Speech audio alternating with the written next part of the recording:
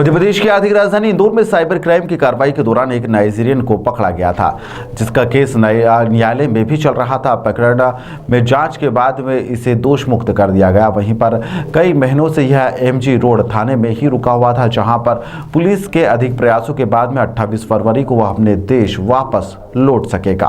दरअसल यह पूरा मामला साल 2012 का है, जहां पर ऑनलाइन धोखाधड़ी के मामले में एक नाइजीरियन को साइबर सेल के द्वारा दिल्ली से गिरफ्तार किया गया था, जिसका नाम विजडम ओबिनिन चिमिंची था। जिसके बाद में नाइजीरियन को पकड़कर यहां से दिल्ली से उसे गिरफ्तार किया गया था, जिसके बाद में 420 सहित विभिन्न धाराओं में उस पर केस भी दर्ज किया गया था। न्यायालय में उसे पेश किया गया, जहां से उसे जेल की सलाखों के पीछे भेज दिया गया था। 2 साल तक उसे जेल में रहना पड़ा, जहां पर प्रकरण उस पर चलता रहा। जहां पर उसके अधिवक्ता जिल शर्मा का कहना है कि न्यायालय में पुलिस के द्वारा तमाम जो सबूत रखे गए थे वह नाइजीरियन विजडम आरोपी उसमें साबित नहीं हो पाया, जिसमें वो पर्याप्त नहीं थे, और 5 महीने पहले उसे दोषी मुक्त कर दिया गया था। लेकिन वह नाइजीरिया देश का रहने वाला था और इस कारण से सेंटर कोतवाली थाने में आने वाली जेल से उसे रिहा होने के बाद में थाने में ही उसे एक कमरे में खाना पीना और सभी चीज़ें दी जा रही थी, जहां पर वो सो भी रहा था। उसका खर्चा पूरा के पूरा पुलिस उठा रही थी। पिछले 5 से 6 महीने से लगातार वह थाने में ही रह रहा था, जो कि नाइजीरिया देश का रहने वाला है। उसे मुलाकात करने वाले लोग भी थाने पर ही आते थे। अब खैर पुलिस के हजारों रुपए का खर्चा भी उसके खाने पीने में लगातार हो रहा था, जिसके बाद में पुलिस के वरिष्ठ अधिकारियों ने नाइजीरिया की एम्बेसी से चर्चा करी है। भारत के उच्च अधिकारियों ने उससे संपर्क करा और वीजा और तमाम जो दस्तावेज थे वह तैयार करवाए गए, और अब 28 फरवरी को वह अपने देश नाइजीरिया वापस लौट पाएगा। इसके लिए उसके परिवार वालों ने भी काफ़ी मदद करी है और कई बार उसके परिवार वाले यहाँ मुलाकात करने के लिए भी आए थे। बताते हैं कि वह देश में घूमने के लिए आया था और फिर उस पर केस में चला और वह एक केस में फंस गया था और इसके चलते उसे जेल की सजा भी हुई थी।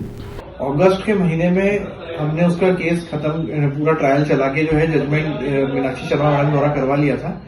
उसके बाद उसको जो है जेल से तो रिहा कर दिया गया, लेकिन उसका वीजा एक्सपायर हो जाने के कारण जो है उसकी टिकट नहीं हो पा रही थी, और जो है ऐसा मामला कभी प्रशासन ने डील नहीं किया है डिपोर्ट करने वाला।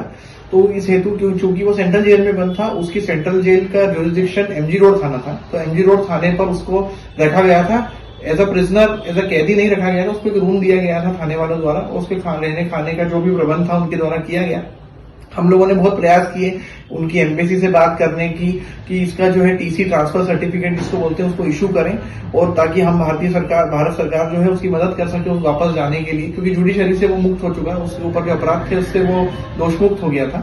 लेकिन चूंकि नाइजीरियन एम्बेसी बहुत स्लो है और उन्होंने महीनों तक, अगस्त से लेकर आज फरवरी आधा हो गया है, उन्होंने बहुत जो है हमारे प्रशासन ने, हमारे कमिश्नर साहब ने जो उनको लगातार ईमेल करवाए, एक्सटर्नल अफेयर्स वाली मिनिस्ट्री है उसको इंक्लूड किया, लेकिन नहीं हो सका था कुछ भी। अभी कुछ दिनों पहले जब ट्रांसफर हुए, नई मैडम आई हैं, आईबी एसीपी हैं सेजल भदौरिया मैडम, उन्होंने जो है दिल्ली जाकर एक्सटर्नल अफेयर्स में और एम्बेसी में बात की।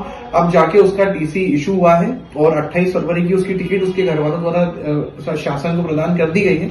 अब वो शासन जो है उसको 28 फरवरी को दिल्ली ले जाएगा और वहां से उसकी फ्लाइट रहेगी उसकी नाइजीरिया की। मतलब 28 फरवरी को यहाँ से इंडिया से निकल जाएगा नाइजीरिया। 28 फरवरी को वो दिल्ली पहुंच जाएगा और वहां से उसकी फ्लाइट नाइजीरिया में चला जाएगा। ठीक है वकील साहब, नाम आपका? जिल शर्मा।